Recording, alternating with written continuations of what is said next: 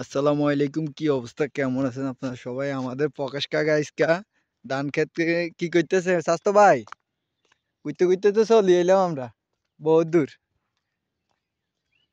এই যে প্রকাশ কাকা, হ্যাঁ, বলেন। কি অবস্থা? আছি ভালো। আলহামদুলিল্লাহ ভালো আছেন আপনি, হ্যাঁ? আপনি মিয়া কি কাজ করতেছেন? কৃষিকাজ করতেছি। কি কৃষিকাজ? কি কৃষিকাজ? রোপার কাজ করতেছি। হ্যাঁ? রোপার কাজ করতেছি। কেন? হুম, আলি এগুলা কে উড়াইছে?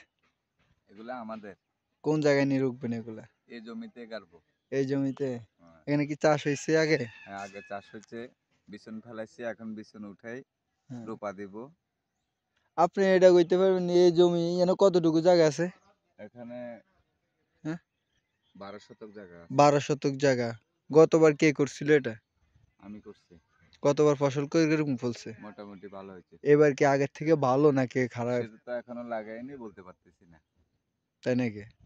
কি ধান লাগাবো সেটা জিজ্ঞেস করবেন না। কি ধান এখানে লাগাবে? 9 লাগাবো হীরা হুম। আর 21 লাগাবো। 9-21 এটা হ্যাঁ। চাউল কিরকম? চিকন নাকি মোটা? চাউল 21 যেটা ওইটা হলো চিকন, 9 যেটা ওইটা হলো মোটা।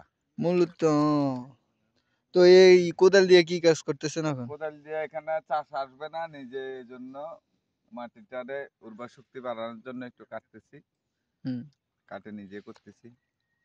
আর এই জমিতে আমি যখন এখন চাষ দিচ্ছি না, হুম, এখন ইউপি সার, হুম, গুটি, বাংলা গুটি, এই হুম, জিনিসগুলা একসাথে ব্যবহার করে জমি যদি বানাইতে পারি তখন কি হবে?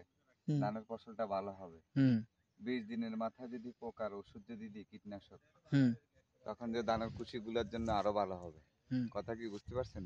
হুম, এরপরে 40-42 দিনের মাথায় দানার পজিশন বুঝে মাজরা পোকার জন্য আবার কীটনাশক ব্যবহার করতে হবে। হ্যাঁ, কথা কি বুঝতে পারছেন নি? অবশ্যই বুঝতে। তখন যে আপনার দানার গ্রোথ ভালো হবে, হুম, যে ফসল ভালো হওয়ার হুম। সম্ভাবনা থাকবে আর কি।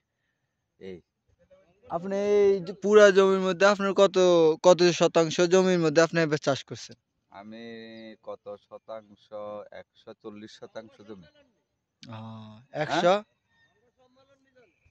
আরেক কৃষকে ডাকতেছিল এই কারণে। কে উনি?